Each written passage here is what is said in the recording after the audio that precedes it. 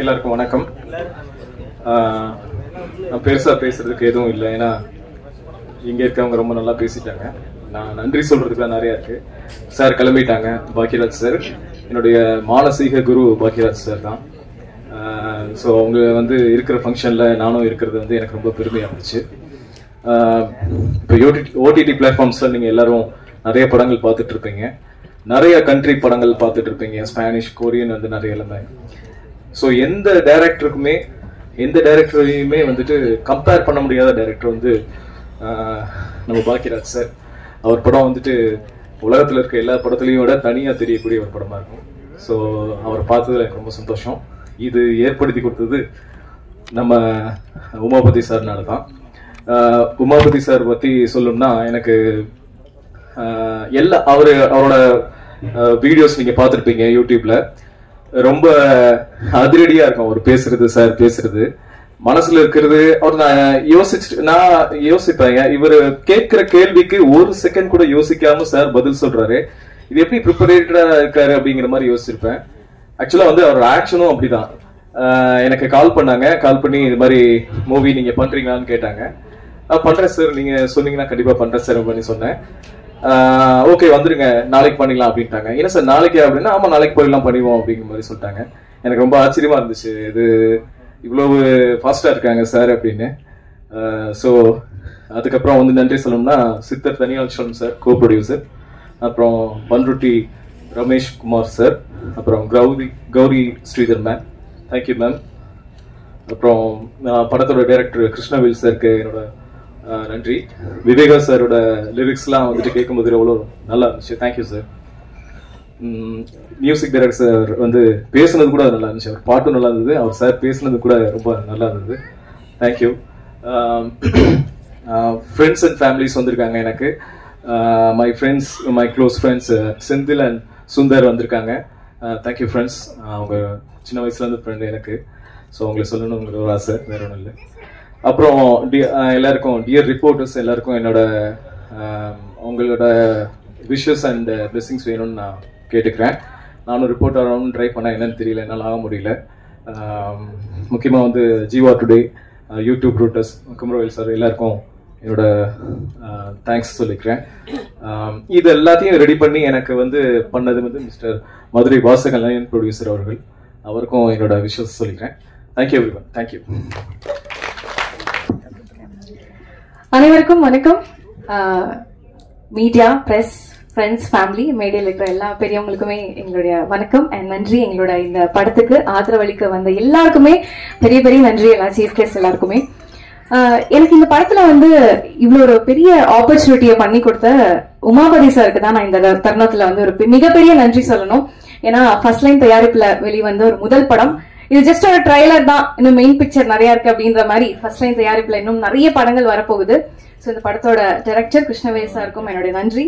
And Viveka சாரோட லிரிக்ஸ்ல சூப்பரான ஒரு பாடல் வந்திருக்கு, எல்லாருமே பார்த்திருப்பீங்க, என்னோட ஃப்ரெண்ட் ஸ்வேதா பாடியிருக்காங்க.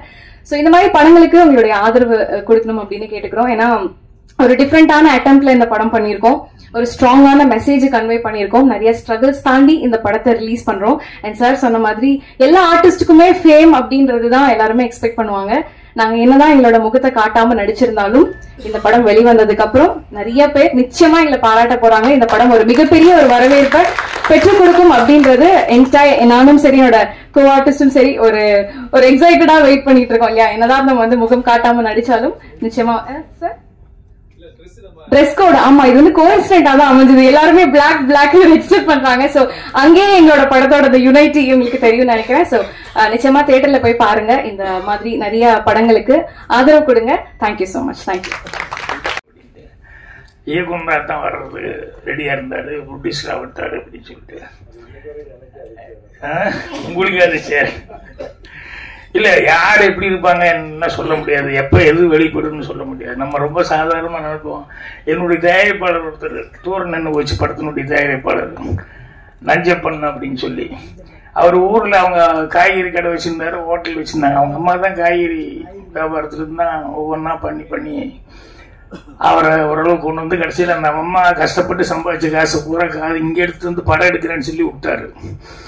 அதுக்கப்புறமா வந்து மறுபடியும் ஊர்ல போய் சுத்திட்டு இருந்தாரு. அவன் அம்மா எப்ப பாரு ஒரு 75 வயசுல கூட அந்த அம்மா வந்து காய்கறி கூட தூக்கிட்டு அப்பவும் வியாபாரம் பண்ணி, அப்பவும் அந்த பையன் இப்படியெல்லாம் தப்பு பண்ண கூட என்னை பார்க்கும்போது பாக்கியம், என் பிள்ளை எப்படியா கரையேற்றி விடு பாக்கியம் அப்படின்னு சொல்லி என்ன எப்போ கோயம்புத்தூர் போனாலும் கேட்கும்.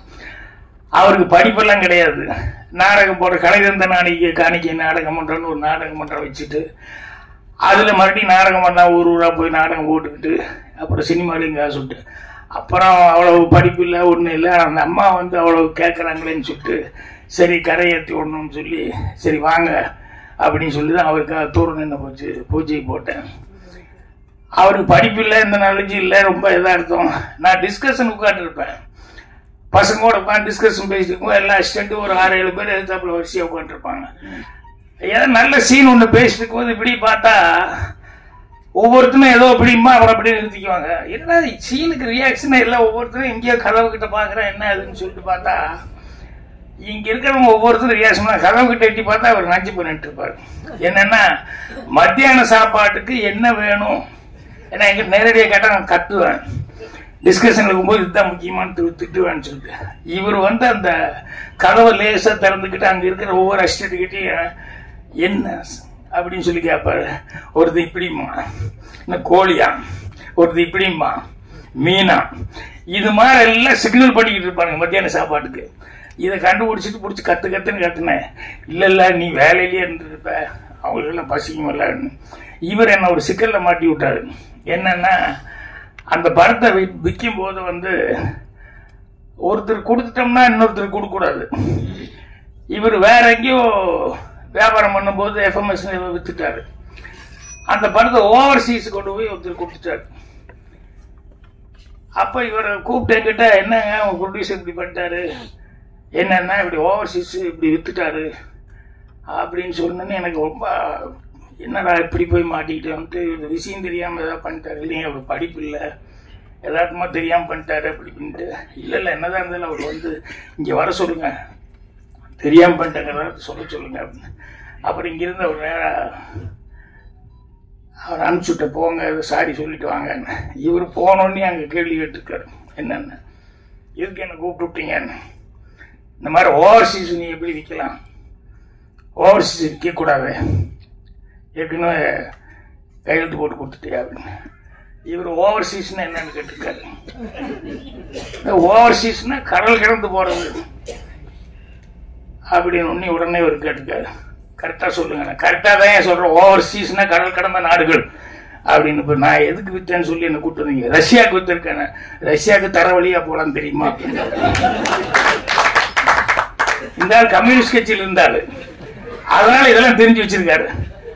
ரஷ்யா கடல் வழியா போலாம் தெரியுமா, நீ என்ன கிட்ட கேட்கணும் அப்படின்னாங்க. இப்ப என்ன கேட்கறது, ஓவர்சீஸ் தானே கேட்க முடியும், ரஷ்யா கடல் வழியா போலான்னு சொன்னு ஒண்ணுமே கேட்க முடியும்.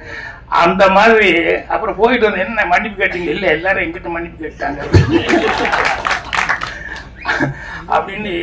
யாருக்கு என்ன கெப்பாசிட்டி இருக்கு என்னங்கிறதெல்லாம் சொல்ல முடியாது. அப்பதான் எங்க வாத்தியார் சொல்லி கொடுத்ததெல்லாம் எனக்கு ஞாபகம் வரும். பாகிராஜ், நீ சந்திக்கும் ஒவ்வொரு மனிதனும் உனக்கு ஆசான், கண்டிப்பா நீ கத்துக்கொள்ள ஏதாவது ஒண்ணு அவங்ககிட்ட இருக்குல்ல, இதெல்லாம் ஞாபகம் வச்சுக்கோ அப்படிம்பாரு. அதனால யாரை பார்த்தாலுமே நான் அப்படித்தான் பார்ப்பேன், சாதாரண ஆளுங்க மாதிரி பார்க்க மாட்டேன். ஏதாவது ஒண்ணு நமக்கு தெரியாத உங்களுக்கு இருக்கும் அப்படிங்கிற மாதிரி தான் பார்ப்பேன். இன்னைக்கு பாருங்க, அவர் யாருன்னு எனக்கு தெரியல.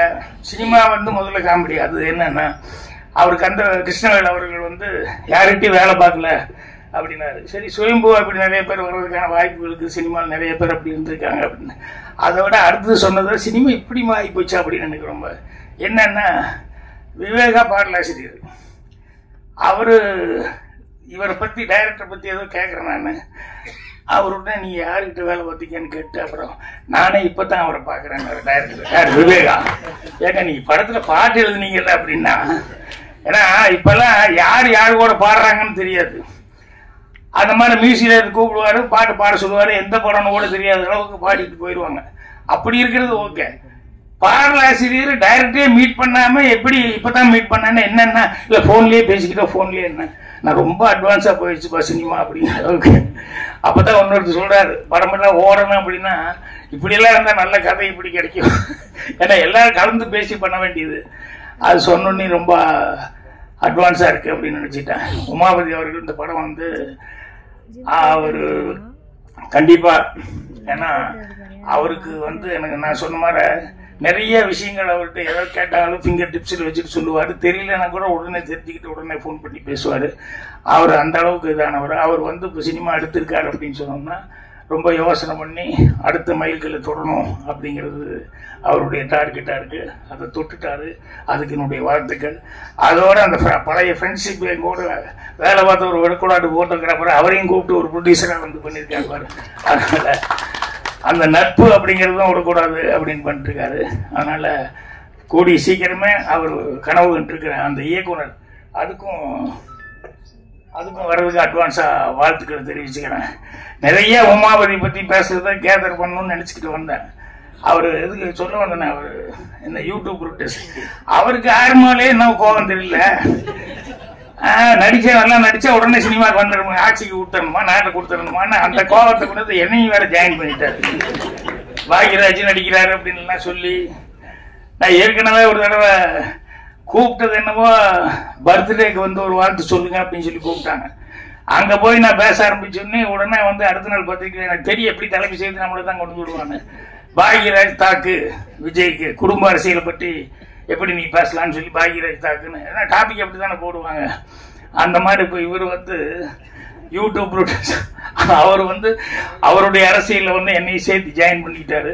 பரவாயில்ல, இது பத்திரிகையாளர்களும் நிறைய பேர் இருக்காங்க. உமாபதி தயாரிப்பாளரே ஒரு பத்திரிகையாளர்களால இதெல்லாம் வரும், அது வரணும்.